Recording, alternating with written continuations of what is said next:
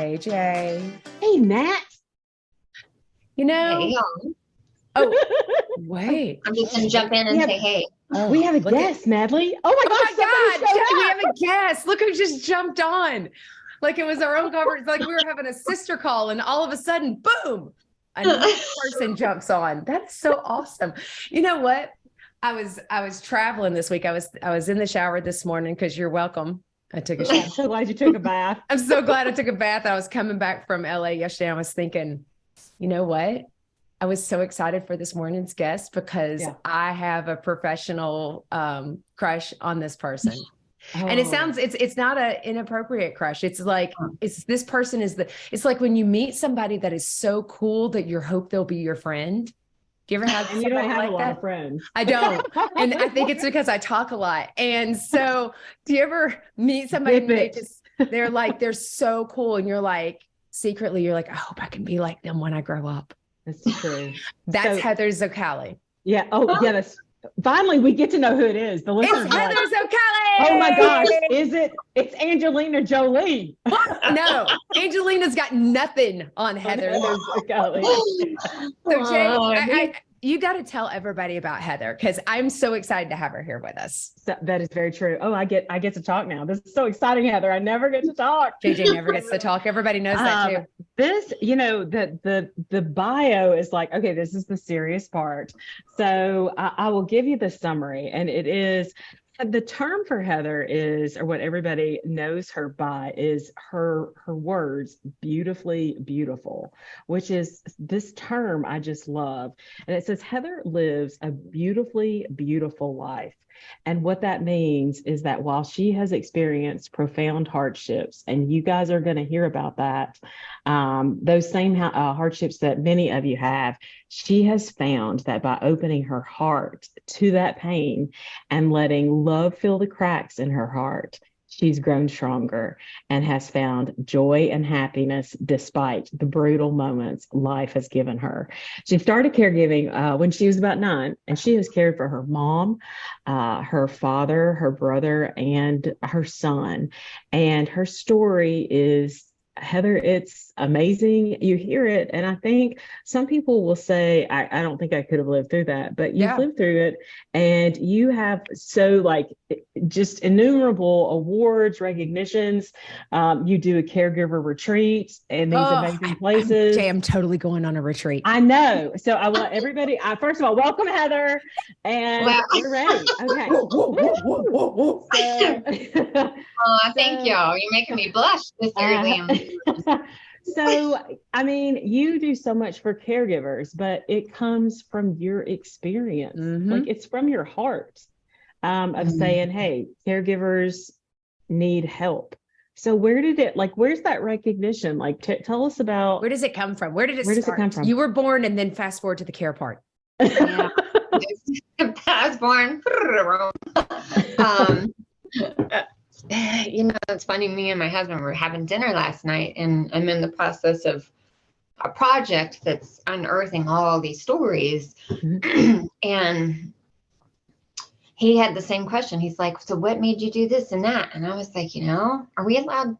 I won't cuss a lot. Are we allowed to cuss? You can. I'll just say beep after. Okay. Yeah. I'll try not to have you guys beep then. You're good. We don't edit. Totally safe. Yeah, Heather, we don't edit, so that makes it easier. Just go to it. Yeah, we don't edit anything. We're not cool like that because we'd have to have money. so we don't edit. I never know. I'm like, can you edit or can I? I don't know where the fuck it comes from, to be honest. Yeah. It just it's I think a lot of it, what I discovered after dinner riding my bike home last night was, I think at a super young age, because so much was out of my control that I couldn't control. I couldn't control my dad being sick, my mom having severe mental health, same with my brother, and then my older brother, everything that came with that. I couldn't control any of that. So I was really just intuition got me to control the things I could. And that was how I am going to react to things, which has not always been good. That's, I have a hot temper, and, that's not been great in the past. I've learned and grown, especially after Connor's accident, but how to take the things that I can control. And a lot of that was finding the good parts in every, as I like to say, shit sandwich. I've had so many shit sandwiches in my life, Yeah. you know, and when I was able to wash them down with a martini. So I think that being able to find a good martini, because it's a shit sandwich. There is the episode title, Shit Sandwich with a Martini. We've done it, Heather. We're done, Natalie. All right. Well, and thank you everybody for listening. Yes. That's what it's been. Well, and I'll say this, you talked about, and this is, I think about the guests that we've had in the past, and I think about one in particular that had a difficult, estranged relationship with her mom, and Consuela. If you go back and listen to this, Consuela with her mom, Pinky, and she was not the preferred caregiver. But, everybody knows I work in the mental health field. And when you start talking about individuals with severe mental illness, I know that your childhood experiences are going to also impact who you are growing up, and then your relationships with them. And so you don't have a Hallmark card relationship with some folks that you've cared for, correct? Like it's No. we're not finding the Hallmark Channel kind of thing. No, there will not be this happy, beautiful packaged ending. I know some people, if they, and I don't say estranged, because I chose to not be in my family's life. That was a conscious choice that I was like, that is not good for me. I drown when I'm around them. And Right. I don't want that in my family's life either, because Right. I do become a different person because it's so intense. And so my mom, after my dad he had a major stroke when I was 9, and it partially paralyzed him. And then we, things that go with brain injuries, or, acquired brain injuries. And so my dad had the emotions of like a 6-year-old is basically. So he would go from being happy across the dinner table, and the next second I would hear, duck, and something would be chucked across the room, and so it would be, and at 9, and no one's telling you how to deal with this. My family didn't even talk about it. It was like not even mentioned. Yeah. And then my mom had, severe mental health, and she still does, on top of her mixed, Alzheimer's dementia. And so it was, mom was really, I'll keep it, I'll reel it in. She, in my head, I have a different thing that I would say. She was super abusive on every level, and she had a way, or she still kind of does. I mean, she's towards the end, but she had a way of finding the things that she knew would hurt you, and with a joy dug in, and would expose that and go deeper, and then create such chaos, and then make you often question your sanity. That's how I felt. I was like, wait, I thought wait, like it, and that messes with you as a kid. And especially, we didn't talk about it. The only thing we did, my parents were very, very religious. I'm not, I don't care. I don't care if people pray to a tree or pray, you do you. Right. But for me, it really turned me off, because it was all about, we would go, and it was Kentucky. There was snake handling, there's speaking in tongues. It was pretty intense for a kiddo. And that was the only thing they said would help. And I never found help in that. So I was like drowning, and then my younger brother has schizophrenia, and then my older brother turned to addiction, and there was sexual abuse. So there was a lot of, it was not ideal. And then having to take care of my mom when she got sick was not where I wanted to be. And I never had planned on it, because I had that choice to be away. So it was. So let me ask you this. I mean, I know for some of our listeners, they're going to relate to childhood abuse and trauma. That is absolutely. And the things and how every individual responds to that is differently. And, there's that in itself is a whole like different thing. Yeah. So Different podcast, yeah, it's a whole different podcast and years of therapy. But it's, if you think about it, it's true. It's true. No, yeah, it is. And so how do you, so I'm assuming you get out, you turn 18, you go and you get away. I'm assuming you get away because you're like, you know, done. We can't divorce our families in that sense. Like they're always going to be your family, but that doesn't mean you have to remain and be in a place where it's unhealthy for you. So how do you get how do you get pulled back into caregiving? I guess that's the question. Like that's because I know you're with your mom, and then you have the injury that what happens with your son when he gets it. And I usually, and I forgot to do this, I usually tell listeners, please make sure you're taking care of yourself when I tell my story. Yes. Do not take anything on that is not yours. This is mine. And you know, there are triggers. So just make sure you're taking care of yourself. Agreed. And if we ever need a team breath, just say team breath and we'll do it. Oh, yeah. I am all about breathing. The power of breathing, not just taking in some air. It's the power of breathing. It really works. So I left when I was 18 because of all, you know, that whole craziness. Right. And went to Wyoming from Kentucky, loved the West, haven't left since, in Colorado now, but still love Wyoming. And during that time, I didn't have, you know, a lot of contact. I had contact here and there with my family, but I was teaching dance in schools and loving life, and got married, had babies. I had a starter marriage in there. I don't usually mention that, but I mostly believe you should always have a starter marriage. It's good to have it's like that one pancake that you take first, it doesn't turn out. You're like, whoop, now I know how to do it. So. That is the perfect way to describe your first marriage. The pancake, it's not exactly right. It's either not, the pan's not hot enough, or you didn't put enough butter in it. Heather, that is amazing. Natalie, go ahead. Everybody has had a first pancake, except for Jay. Don't worry.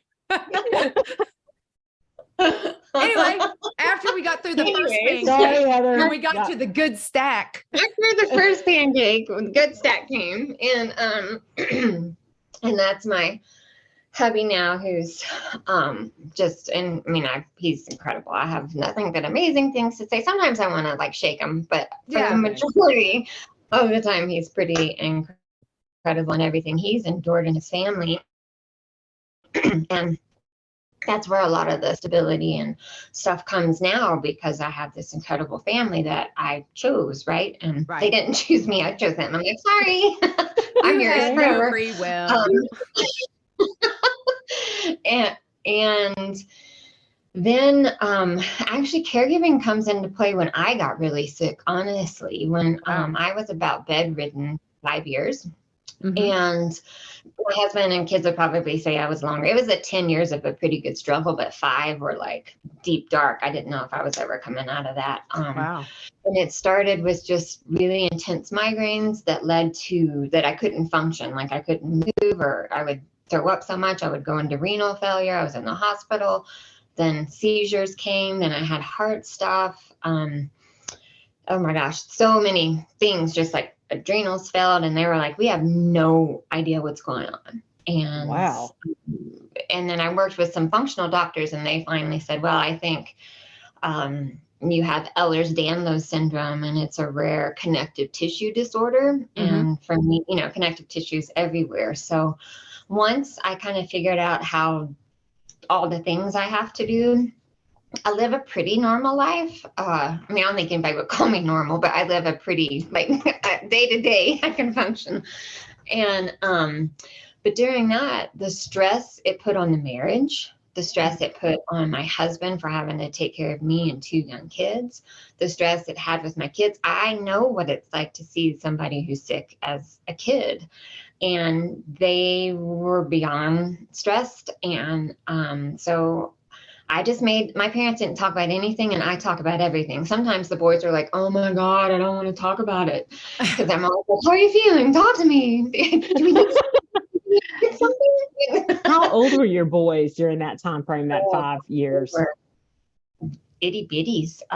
Connor, I think, was maybe in 3rd grade and Max kindergarten, and then all through their elementary and a little bit into their middle. And still sometimes, if I'm not feeling good, even after Connor's accident, I had a seizure and he drove me to the hospital as he was in a wheelchair and like honked and said, my mom. I mean, so he saved me.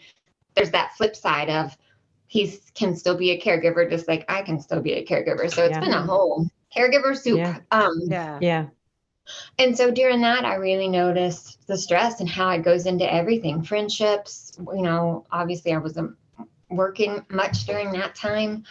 And then also the reframing how people ask, because the boys were always asked about me, and it was like, hey, they have a life, they are a person, make sure you're asking about them. Same with my husband. If he would go to a party, he'd come home, he's like, oh, I love you, but I wanted to get away from it, and all anybody wanted to do was talk about it. And I was like, you can't ask them not to do that. You have control over that part. And so that was kind of the first moment that I saw what it can do to a family, that I was conscious of it. As a kid, I wasn't necessarily knowing that I was caregiving. And after that, I'll try to get through this part, I'll make it shorter, but my eldest kiddo and I got in a huge fight one morning, March 10th, 2015. Just had our Alive Day last month. We're in May. In March we had that. We got in a big fight, and normally if we fought, he was 16, and I was fighting with him over stupid stuff like grades and who are you hanging out with, like blah, things that totally don't matter now. At that time, they seemed monumental to me. And we left the house both without saying I love you. Make good choices is what we always said. And so we slammed the door, and immediately I had that parental guilt, like, oh man, I'm a shit mom. Like that was not a great moment. And 5 minutes later, I heard the most sirens I've ever heard in my life. And I just said, gosh, I hope whoever that is okay. And I had a headache, laid down. My husband comes in the door. Why aren't you picking up the phone? And I was like, oh my God, what's your deal? I was like, I had a headache. I laid down. And he said, Connor's been in an accident. And my heart just sunk. I was like, oh my God, those sirens were for Connor. And he said, I just know he's in critical condition. We got to get down there. So that whole driveway, I was like, epic fail on the mom front. Every possible way I could fail as a mom, I did. I wasn't kind, patient, didn't protect him, didn't say I love him. And then now I wasn't going to be able to fix them. So I just had stuck in my head, I don't want that to be the last, that cannot be the last thing my son hears from me. It can't. And so fast forward to when I get to see him, I ended up finding out from the doctor that he hadn't once asked about his pain, why his legs weren't working. He was on repeat. Everybody, have you gotten a hold of my mom? Have you gotten a hold of my mom? Wow. Can you tell her I'm so sorry I was such an asshole this morning? I'm going to be a better son. Oh my gosh. Yeah. And so I was like, I'm feeling the same thing. I just need to see him. I just need to talk to him. Oh my gosh, Heather.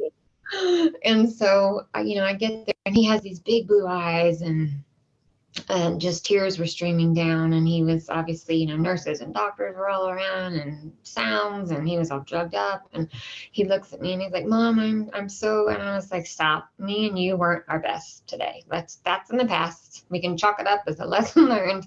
But right now, like, I get to see you and hold you, and I don't know what the future is going to hold. And there's going to be some tough moments, but I can promise you that I'm going to be beside you. I'm going to do everything I can to make it as easy as we can. And we're going to get out there and do everything we did before, just in a different way. And I had no idea what I was talking about. I didn't know what came with the spinal cord injury, but I was like, this is my promise to you. And then he turned around and said, can you fix my legs, Mom? and just everybody just went quiet and the heads went down. And I was like, shit. I was like, I can't fix him. But again, I'll be here and I promise we're going to have a kick-ass life. We'll figure it out. We just will. And so that next morning, somebody walked in and asked him, I think it was my husband or the sir, I can't remember, how are you feeling? And he looked up, all drugged up, and he's like I got hit by a fucking car. And I remember clearly that's his truth personality, in Heather's family. Yeah. Like, his personality comes honest. Yeah.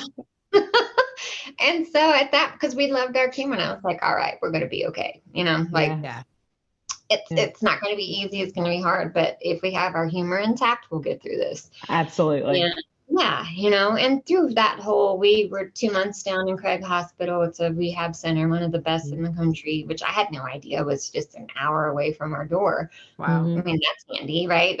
We talk about, we were lucky in a lot of ways. I know most people are like, He was a low injury that he was paralyzed. And, you know, we had this incredible support system. We were lucky in a lot of ways to help us get through that. And so that's when I noticed too, that caregivers, I saw people, which I see you guys do too, losing their identity. It's like once you identify as a caregiver and then you over-identify and that's all you are and that's your whole world.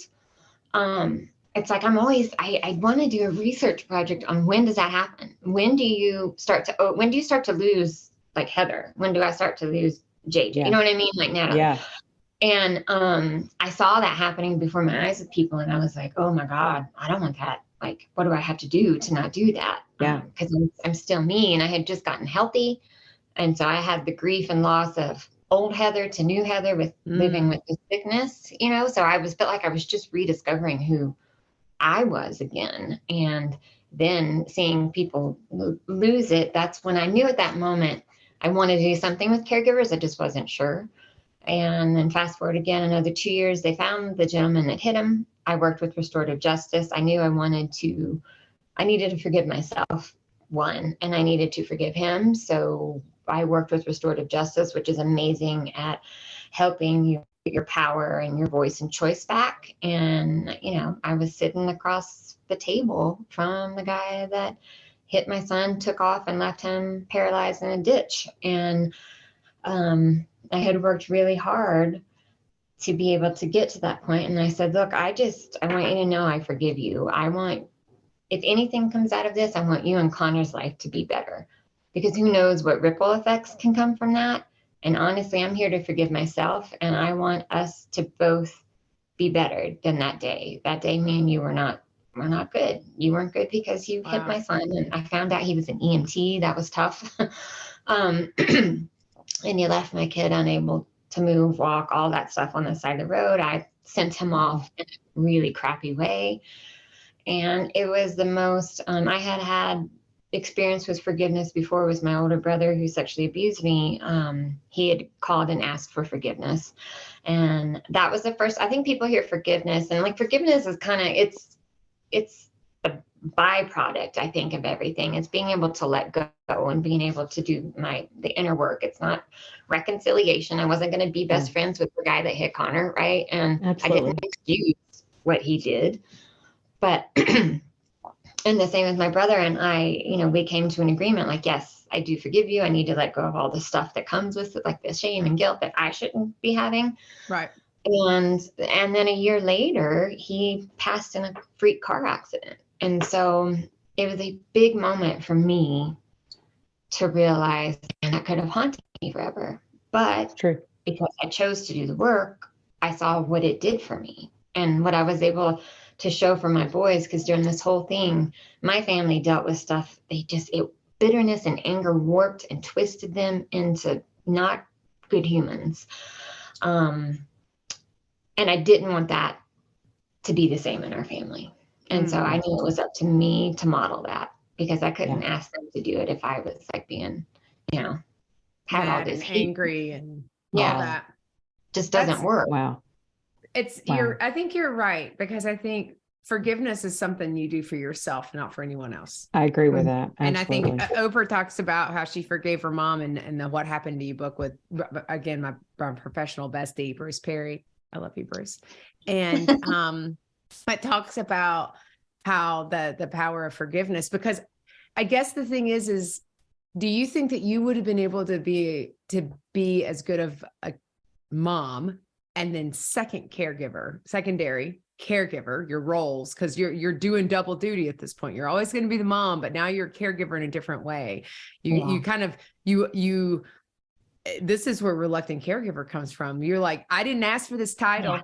I didn't want it. And you can't be a good caregiver and caregiver and parent, right, if you are holding on to anger, regret, guilt.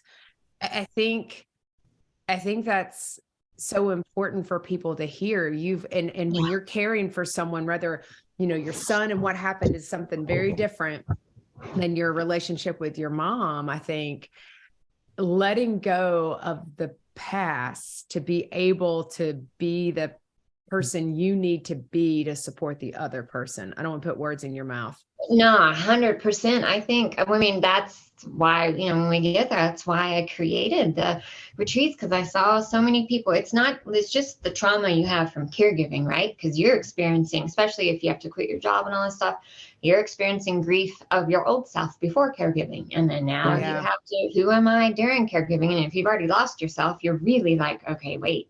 And all the resentment and everything goes with that. But then you put that on the back burner to deal with the person that you care for, their trauma and grief. And you have all this, not to mention any other trauma or core wounds that you haven't addressed. And that helps shape how you react to certain things. So 100%, like all of that plays into it. And it's going to come up, and it usually doesn't come up in a good, healthy way. So and it's hard. It's not, none of this stuff that I do or have done is easy. I know people are like, I'm like, no, it's not easy. It's something you have to choose. It's something you have to get really dark, and you look yourself in the mirror, and it's not always pretty. Yeah. And you need people around you that call you out, that hold you to like what you have said. And none of that is easy, but man, the rewards that you get for that and are just, to me, are worth the work. I would never not, maybe because I saw it growing up, what happens when you don't do the work and you let all that come in. That was a big, for me, like, oh God, I do not want to do that. Yeah. And so, for Connor, I think, and Connor would say this, it's 8 years after that, 8 years after the accident. And he's just gotten to the point where he has accepted his disability. And I remember him coming in one day, and he's like, I realized, he was at a therapy session. I'm probably gonna get emotional, but he was like, he just let me talk. And Mom, I just talked and talked and talked. And I realized I don't like change. And the reason I'm so resistant to it is because I was forced to change in such a hard way. And so I don't want to change anymore. And I was like, shit. And I was like, yeah, wow, thank you for sharing that. And what else? And he's like, I think I'm just accepting that I am disabled. I think in my head, I was like, nope, not going to do it, and pushing it to the side, even though he's visibly, right? He has to do things every day that none of us have to do. And so I think a lot of it is I think things play into caregiving when you're in just life, when you can start to heal it, is one, the acceptance. And for me, a lot of my acceptance it's just been bad random moments. There is no why. I've never asked why, because that takes me down a dark hole that I'll never be able to understand, or any of that. So sometimes accepting just the randomness of it is kind of like, okay, well, I guess that's happening. And then understanding and then accepting, and then that frees you up to be able to go into the other stuff. And but yeah, and then also keeping it real. I think I've talked with you guys about this, like kind of #real talk. I learned that really quick.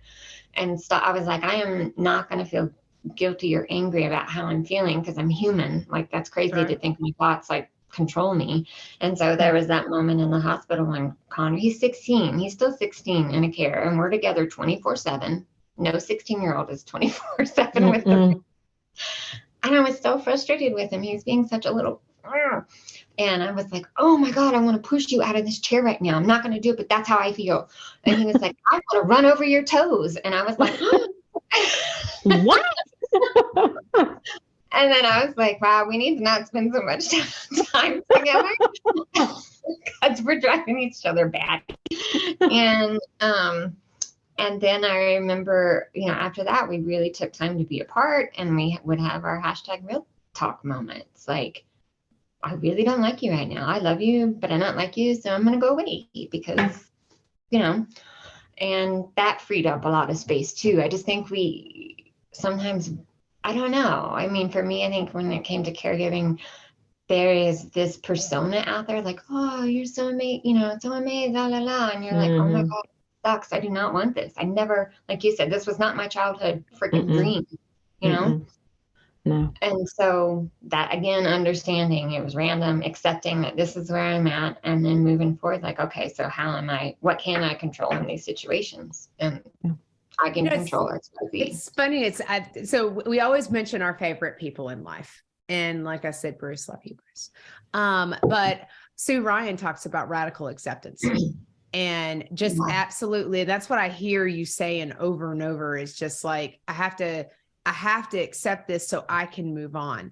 Because you could have chosen to be like, I agree with you on the why. Like, why is my life this way? Why did I get the dumpster fire? Because that's always referred to caregiving as dumpster fire. It's just a complete, respectfully, it's a shit show. And anybody who is like saying, oh, this is, you're exactly right. Caregivers don't want to be looked at like they're the second coming or Pollyanna. Because I'm going to tell you right now, deep down inside, every one of us thinks, I'd rather be somewhere else. Like, I want to have my relationship with that person. Like, I want to have a good relationship with my mom anyway. And that's got to be worked on, but I don't want it with Parkinson's on top of it. Like, I didn't ask for all the extra crap on top of it. Yeah. And I think that's the thing.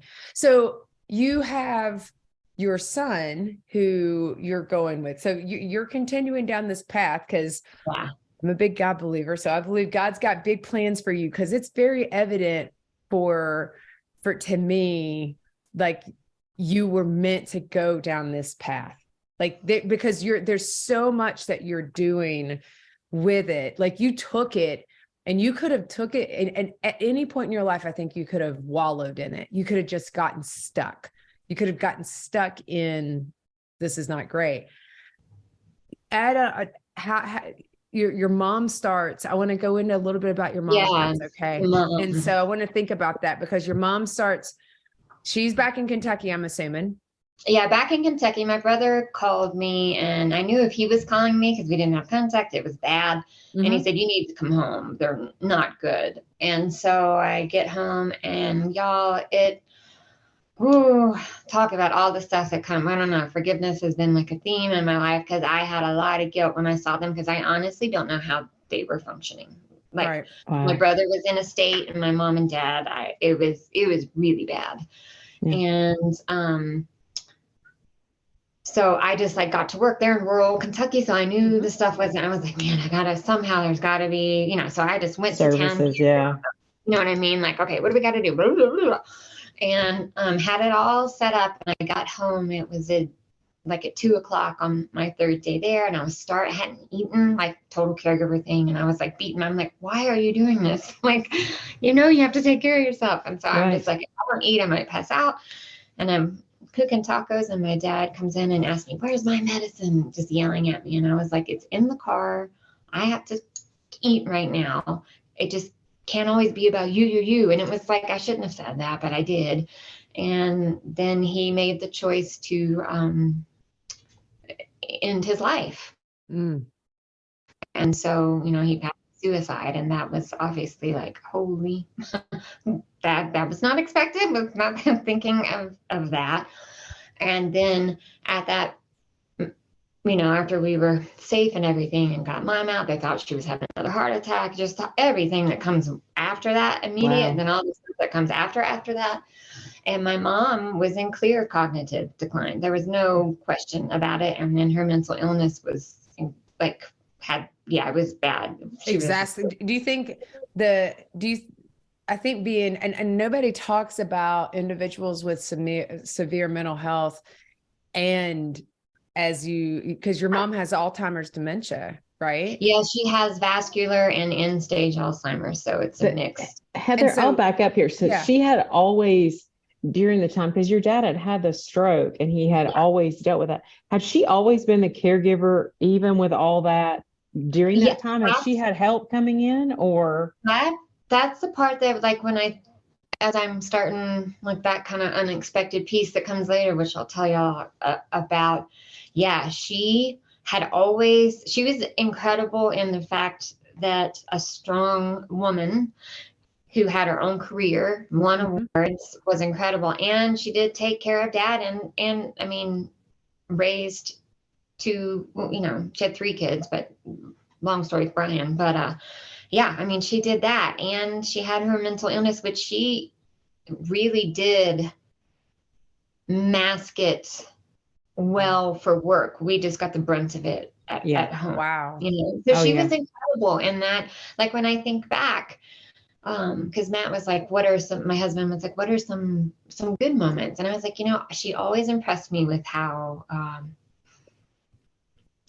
she might have been out of town like 3 hours working down in Nashville, or like an hour working down in Nashville, and I was in theater and dance, and she would come and she would physically be there at all my shows, like, so she made it a point to be there. I think just her mental illness, and then obviously the burnout of life and not dealing with her trauma. She had lots of trauma before that, and she never dealt with it or didn't have the tools to know how to deal with it. Right. That played into everything. And so she was incredible in that sense. Just the mother part, I don't think she was really meant to be, a mom, but if you look at what she accomplished with all that, it is pretty impressive. And I think too, when you have the mental illness on top of the cognitive, once we brought her back, so I was faced with the decision, my brother wasn't able to take care of her. Right. And so I did, I've never said this. I mean, okay, it's confession. I did leave her. I was like, well, maybe it's not as bad. We went to the neurologist there, a rural Kentucky neurologist. Right. And that's a whole nother story on how she was in end stage, and he was like, she's fine. I think she's just thrown off from all this. So I took his word and I said, okay, I think maybe we'll try it a couple months, and if I need to come back, I'll do that. And the sheriff called, and he's like, she is calling every day. She thinks someone's in her house. She's doing and that was stuff we had growing up. And I was like, oh, and so I was like, I got to come back, bring her. And I was looking for caregivers to come in. And so, and my brother was checking. He's like, I'll check on her. But then he wasn't checking on her. And I was like, all right, this isn't going to work. And so I had to make the choice to bring back this woman who had caused such pain and chaos. And I mean, just pretty horrible things that she did. Yeah. And I had wanted to protect my family from it. And so she lived with us, for about she came in maybe April, and then she was gone by Thanksgiving, and it just blew our family up. I was like, this would be the one thing that ends us. We've been through so much, because my family, the boys and Matt, were so not used to someone that you love treating you that way. They didn't know how to handle it. It was breaking them. Like, I was watching them break. Connor wouldn't come to the house. Max was ready to move out with his girlfriend, and Matt was like, I can't do this. I think if we don't figure something out, I can't be here. Wow. And so I was like, that's not gonna work. Yeah. You can't sacrifice your life. I think there comes a point, and everybody, Heather, I think, and I want you to keep going, but I think about people are like, who say, oh, of course I would always take care of my parent. I'll always do this. It's this obligation. And I think you got to make it intentional. It's a conscious decision to say, I will not ruin my life. Yeah. Well, it's the big, I will never put you in a nursing home. And I think that statement. it's that statement. And so many people say that. And then you end up with a situation like yours, or there are other situations, and you're like, wait a minute, how I said that, and we hear so many times people say, never say that. Never because say you don't that. know you don't know what the circumstances may be. So and too, like I had worked too hard my whole life to get where I was, and I worked hard to have the family I had, and trust me, I got judged all the time for how open I was with the boys, whether it's sex or drugs, whatever it is. It was like, you can, whatever it is, we'll talk about it. Nothing's off the table. And offline, there's a hilarious story about that with Max and Connor at our first night out from the hospital. But oh Lord, that came back to bite me a little bit. I was like, ooh, not expecting to talk about that. But I made the door open, and so I was like, no, this isn't gonna happen. And so I was like, you're going to live somewhere else. You can't live here. My family's too important. My health is too important. I worked too hard on that. And so I got her into a home where she was safe. And but it was a struggle, man. Talk about, that was the mental illness part, because they were just treating the Alzheimer's, and they got there like, wait, there's more. I'm like, yeah, there's a lot more. And she, honestly, at one point, she had physically abused so many people that I thought they were going to kick her out. And I was like, at that point, I'll have to turn her over to the state. I'm not taking her back, because, that's how she was. And then they finally got her meds adjusted where she calmed down. And during that time, I was like, I can't see her every week. I can't come in and physically see her, because it throws me for such a loop. None of my family, my husband will come with me if I ask him, but I obviously not asking the boys or anything to come. And I said, I text with her head nurse every day. And then it got to the point where I was like, I think let's just do 3 FaceTimes a month, and then I'll come see her once a month. I was like, that's what I can do. And they have been so good and supportive of that. And they were like, absolutely. And I was like, yeah, she's a handful. We saw that. Like, and in a way, y'all, it was so, this might sound horrible, but I don't care. Yeah. For the first time in my life, I felt like people saw my mom. I had these stories and no one believed me. They're like, your mom says it's validated. Heather, it's being validated. Like, because honestly, for a parent who can fake it in front of everybody, I'll say this. People need to be careful about throwing stones and judging, because you don't know what's going on behind the scenes. You never know. And so we don't need your judgment. And actually, I don't actually give a damn if you judge me or not. And that's how I live. Like, whatever, believe what you want. I don't have time. I don't have space. You're not renting any space in me. Sorry. What amazes, I guess, for me, Heather, is that you are able, because now out of all of us, I'm like the one that has the difficulty setting. Guilt is powerful. The guilt, but it's the boundary issue. It is the boundary. And you kind of drew the line in the sand. You were like, okay, I see, because I guess for me, it's the impact for my health and things right now in particular is you drew the lines. You're like, okay, this is where I can say, okay, I can't see her every week. I can't call every day. Okay, the 1 month is what I can do. So how, how did you do that? Like, where did you get that? Where did that come? Where did you get that strength? Can we bottle that up and sell that? Because so many of us need the I'm okay with once a month. Yeah. I mean, you kind of, is that like something you just found within yourself to say, this is where my limits are? Is that? Yeah, I do a lot of self check-ins. Like I definitely, when something's going on, I sit with myself. I give my time to sit. I don't judge it. I'm just like, man, you're cranky lately, or this is happening. What's going on? Like, I talk to myself, like, what's going on, Heather? So like, talk to me, like something is off. And if I'm not quite sure, because the other thing too, I think is really important that we don't all understand. And my talk therapy can only get you so far. Right. We have 40,000 neurons in our heart that for everything that we experience, those neurons experience it independently of how our brain does. So we've experienced it here. But then if we haven't dealt with like our body and how, body keeps score, that book, I love The Body Keeps the Score. And it's true, Heather. And so in our hearts, if we haven't dealt with that, whether that's somatic therapy or regulating our nervous systems, things like that, then we haven't healed from that trauma. And then after you've dealt with that wound in the heart, where is it stored in your body? And so when I see a scan, that's what I'm like, okay, what's going on? Like logically, I know why I'm feeling, but like, I have this wound in my heart still that where do I have to go to that? And then it's the work of, what do I need to do to protect that while I'm healing? What do I need right now for me? What do I need to ask people for support for? And a big one is I have a request for support. And this is how you can help me. Thank you for supporting me. Yeah. So I give myself permission to ask for that. You know what? I need support right now. And my support is, I can't see mom every week. I can see her once a week in person or once a month in person.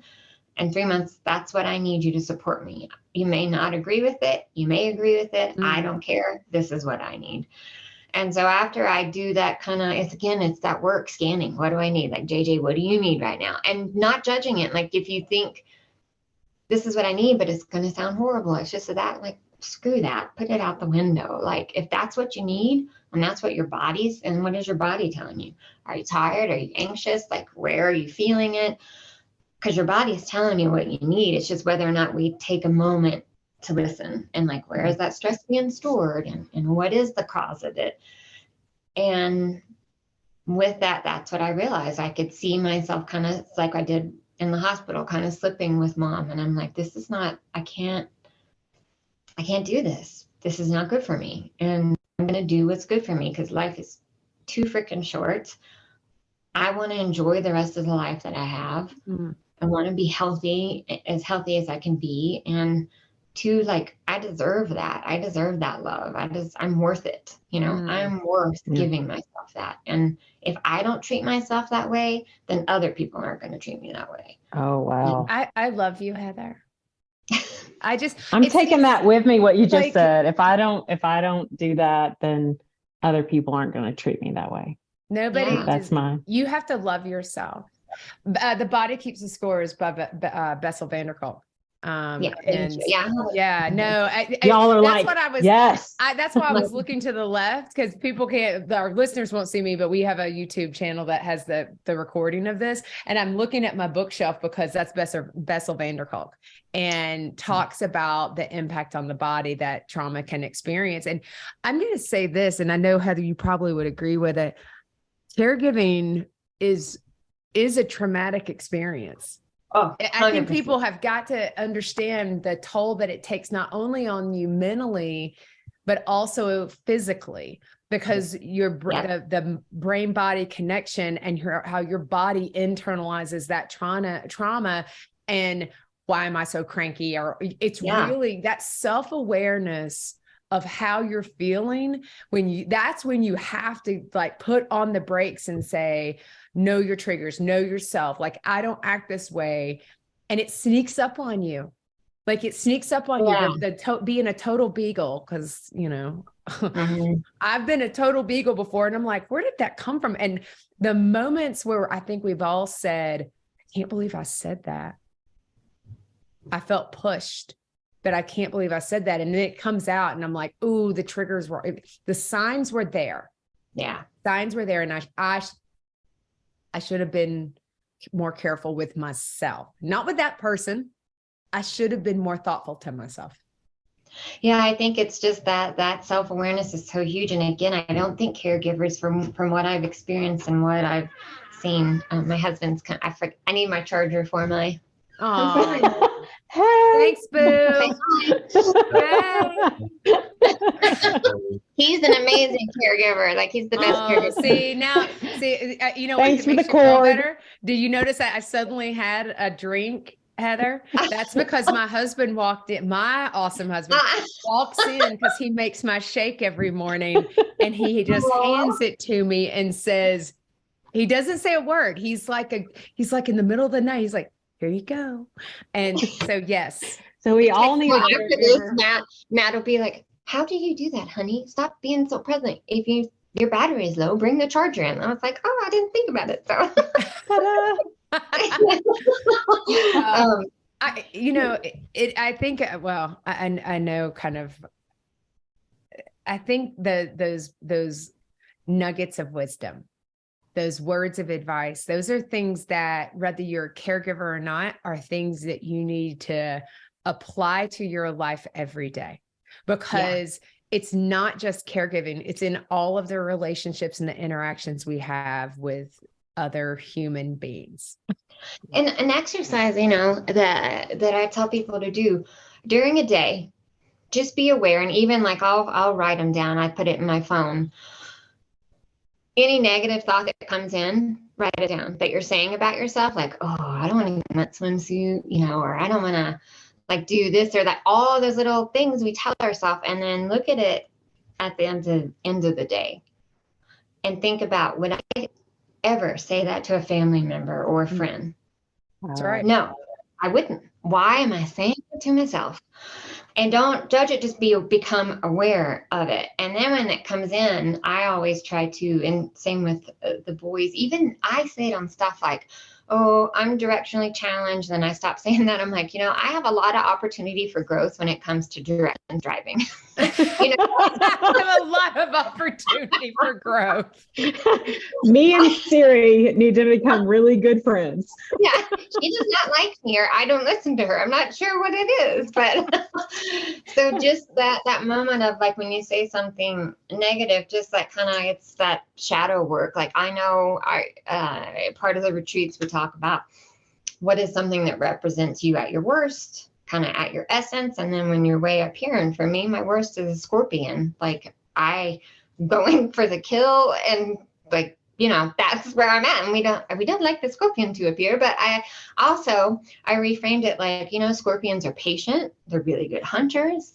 They, you know what I mean? The good qualities about that. So, when I hear a negative thought, I'll stop and I'll just reframe it. And so now it's just kind of, because we all have them, we're human. You're going to have self-doubt. You're going to have negative talk, but becoming aware of all the things and then telling yourself, wait, I wouldn't say that to a friend, so why am I doing that? Mm-hmm. And writing yourself love notes. I think it's so important to write yourself a note, like, dear JJ, dear Elliot, dear Natalie, dear Heather, like all those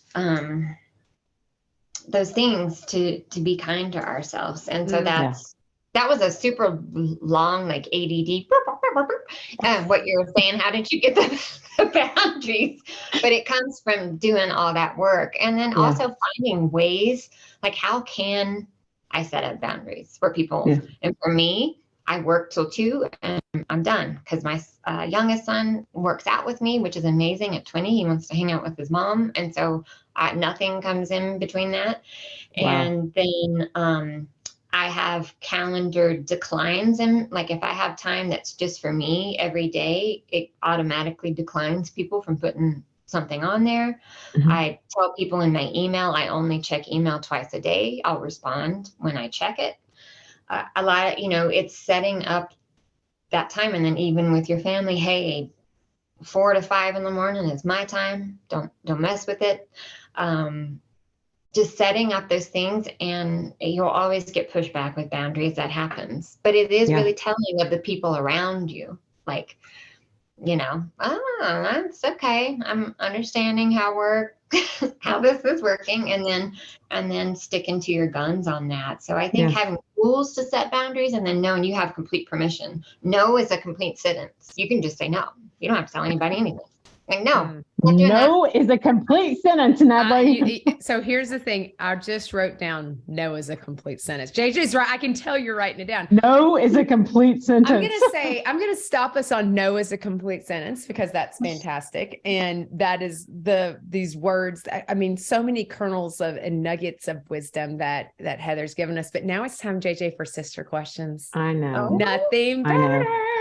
So I'm going to use my sister question as just one more piece of information, because I could be on with Heather forever. So I know we're going to have lots of information and links for Heather. Heather, tell me just a little bit about caregiver retreats for caregivers that are out there. Tell me where they came from quickly, and tell me how people can get more information. Oh, good question. Yeah, they came from me wanting a space to be able to deal with my trauma, from me wanting to not talk about caregiving. The retreats are for you, and that usually freaks people out. And they're like, wait, we're not going to talk about my care. I'm like, no. We're talking about you. Rediscovery of self. I love nature. So nature, they're nature-based retreats. We're in nature a lot. There's all the research of nature as a healing. She's our biggest caregiver, Mother Earth, and we should listen to her and take her advice and the care she gives us.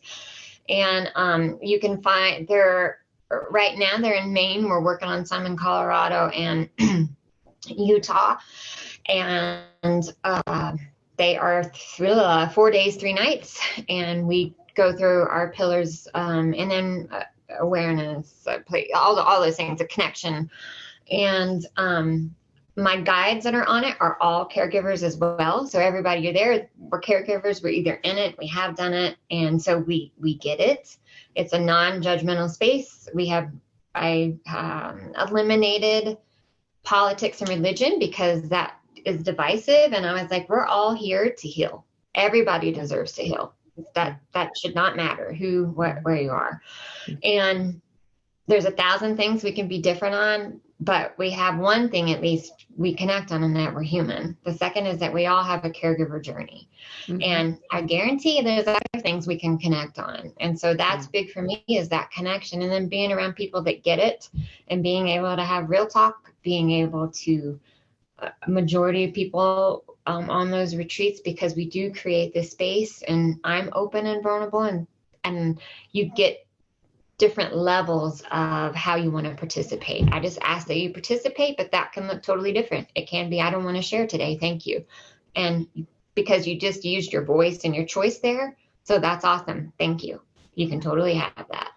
And then we have a lot of fun. There's so much laughter and silliness, and you make lifelong friends, and then you learn healing modalities to take with you to help you on your journey. And then you also learn how to have boundaries, and then you have a community of people that keep you accountable. Like we have people that met in 2017 and they still meet, are on text threads, go on trips together. It's like you have a family there that gets really close really quick, and they help keep you accountable. I mean, Elizabeth Miller is partly my accountability, because after my accountability buddy, after she came on a retreat and then became a guide, and we're in the space, we ask each other, what are you going to do? Okay, I'll text you, make sure you're doing it. Are you doing it? And so you have those things that people get it and understand. You can find out about all the retreats on our website at Brutally Beautiful Life, and on the events page. And we have one for caregivers in October in Maine. Then we have one for professionals like you guys. If you work with caregivers, it's geared towards that. Then we have an alumni one, and we're working on grief or after caregiver ends, because that's a big part of the journey that doesn't get a lot of love. And again, it's going through all those feels after, just kind of backwards. Well, and I think, we talked with our friend Michelle Hauk the other day, and she talked about she's trying to figure out who she is. And I think, and I can attest to that, after caregiver ends, I think when we talked to Christina, another friend of ours whose mom passed, and you can see it. The interesting part is, like, some people are very much give it to you, like on her Facebook page, she gives it to you. She's talking about what it's like. And most people don't have the courage to talk about what it's like, because it puts you in such a vulnerable place. It opens you up to judgment. And when you're right, I'm not going to give you, you're not renting space inside me. Your judgment's not going to take up space in me. I think that's so important to talk about what life is after caregiving ends, because most people don't think about that. So I think I love that. Love. Thank you. Well, and I'll add, it's important. That's why for me, this work is so important, because if you don't lose yourself during care, or if you lose yourself and then find yourself again, then it makes that transition easier. Because anyways, did that answer your question? It Where did. to find us? Yes. Okay. And we will have post all the links. links in the show notes, guys. Everybody will see it. All right. And here is the last and favorite question of all time, because it's mine. What is your favorite guilty pleasure? Just you. Your guilty pleasure. I have many. No. What's your favorite one? Fave. You're like, oh, this is my go-to, and I'm not sharing that with anyone. It's all mine. I think it has been for a while. My family makes total fun of me, but I don't care. I love K-dramas, Korean dramas, and I could binge like a whole series. I love how specific it is. It's Korean dramas. Yes, I'm like obsessed. Okay, that makes me so happy. We've had that is the first for that. I mean, we've had nobody else has said. Like you're right. Somebody salted, did say Highlander, and they said because salted caramels. Like we've had a lot of stuff, but Korean dramas. And Candace was strawberries, dark chocolate covered strawberries, and what's his name from 300? What's his name? Russell Crowe. Russell Crowe. I'm pretty sure Candace. Not 300, but Gladiator. Yeah. Oh, Lord, he'll make your teeth sweat. Yeah. We've had a lot, but Korean drama. That's a first. Maker's Mark. So, Heather, we love you have been a blessing today.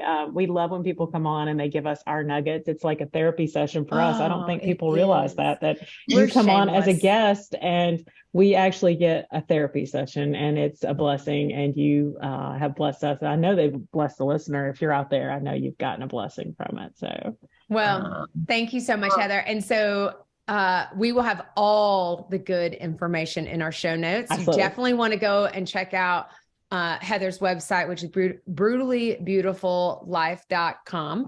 And definitely check her out and follow her on all social medias. She's everywhere. She's kind of like us. And if you're not sure, just inbox us. We'll get you connected, because sharing is caring. And so that's the best way. So everybody, thanks so much, Heather. Thanks for being with us. Until next time when we confess again. Thanks. Bye. Thanks, y'all.